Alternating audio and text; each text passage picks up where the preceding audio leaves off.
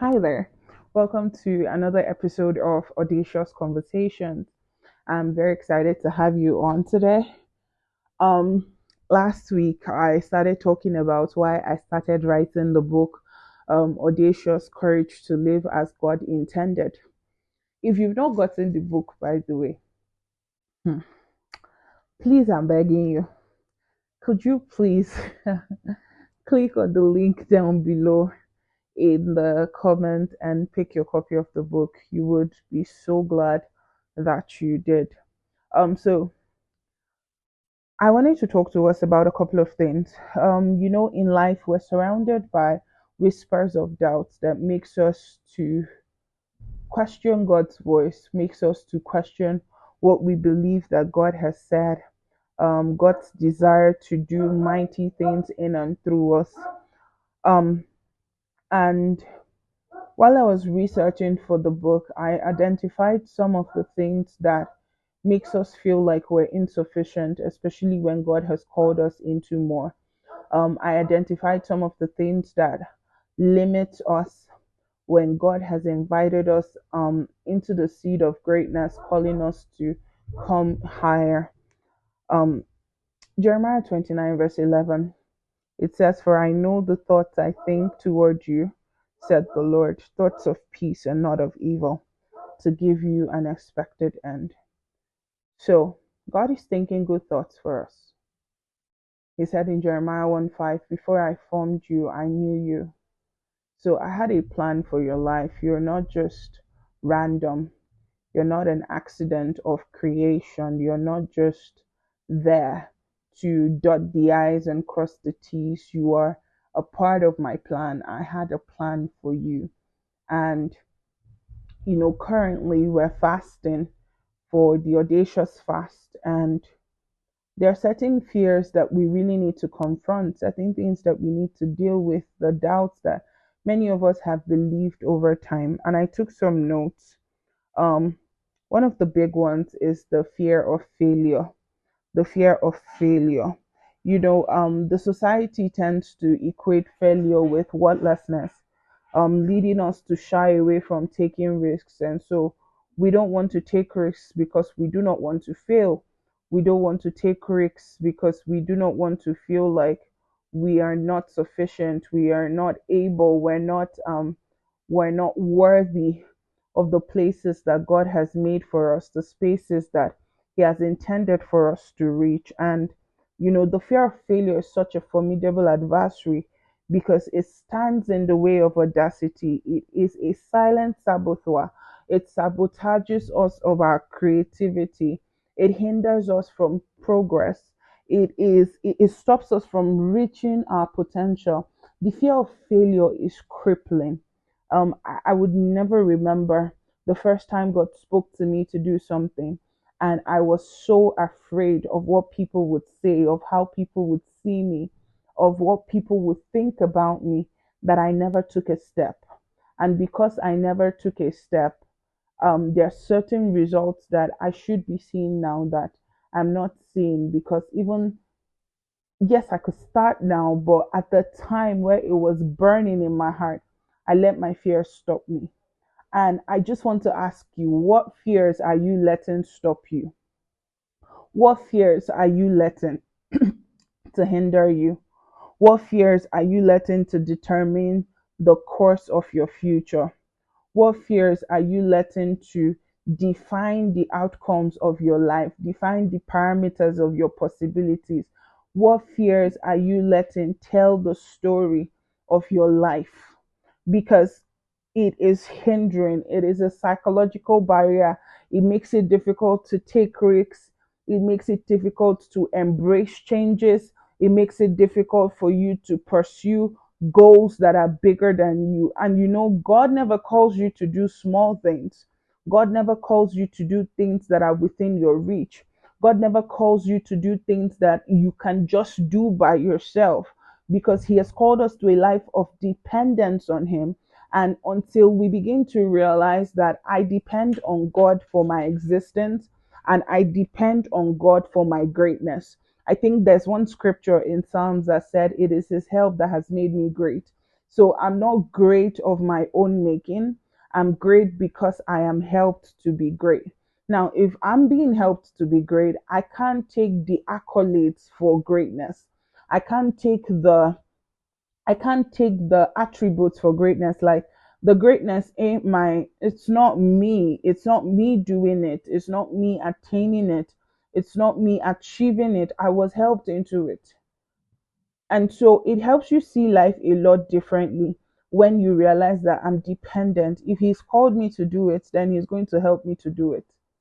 And I need somebody to type it down in the chat. If he's called me to do it, he's going to help me to do it. And so many of you need to come to that reality. So many of you need to come into that consciousness that God has called me to do it. God will help me to do it. God has called me into it. He will help me through it. He'll help me with it. He'll guide me through it. And getting to that place where um I'm not overthinking, where I'm not over analyzing. Every step has to be perfect. Every step has to be, um one plus one must make two. It has to be linear in nature. I'm not able to be flexible when challenges comes because I'm so afraid. I see challenges as an obstacle that cannot be crossed. Your mind is such a powerful thing. Job says, "The things I feared happened to me." Could it be that the things happening to you is not because they were meant to happen, just you were afraid of them? And so they came your way because you gave yourself permission to be afraid of them. And so, the fear of failure keeps you in your comfort zone. You see this word comfort zone? You cannot have audacity in your comfort zone. I repeat it again. You cannot be audacious in your comfort zone. You have to learn to step out of your comfort zone to walk in the depth of audacity that God has for you. You have to literally see yourself as more. You have to build this life where you are constantly growing past your comfort zone, growing past your fears, growing past your insecurities, growing past the things that confines you. You see, familiarity is very comforting, but it stifles growth. It stifles innovation. Necessity, they say, is the mother of invention. So until it's necessary for me to outgrow my skin, I will not realize that I can grow new skin. Until it's necessary for me to find a different way to get something done, I would never actually tap into the fact that there is more on the other side of me.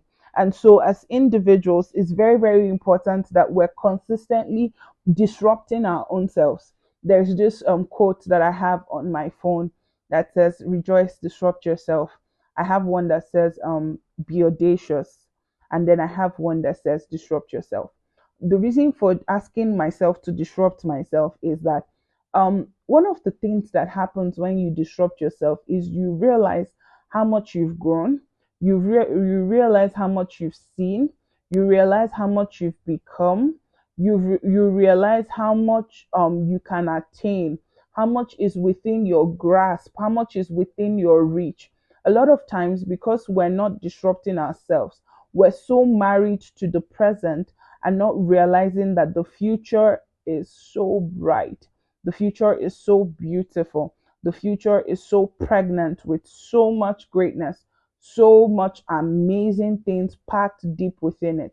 And until we begin to recognize the fact that this cannot be seen, until we begin to take risks, we begin to step out of our comfort zone, we begin to challenge the status quo, that we cannot step into this until we begin to broaden our horizon, asking ourselves questions that we may not necessarily be comfortable with the answers, but pushing ourselves past those boundaries.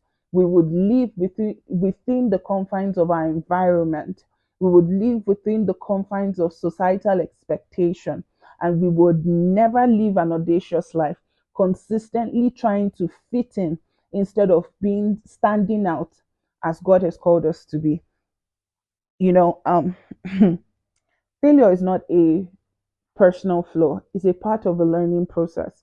If you begin to see from God's lenses and see that excellence is standing out, failure is part of process. Failure just means that you have to innovate and invent and learn a different way to make it happen, different way to make it work, different way to thrive, different way to grow. If you begin to see failure as part of God's teachings for you, God helping you, God growing you, God finding tremendous expression through you. If you begin to see it as such, then you won't be offended when you fail. You won't be offended when things don't go as planned. I'll repeat again. Necessity, they say, is the mother of invention.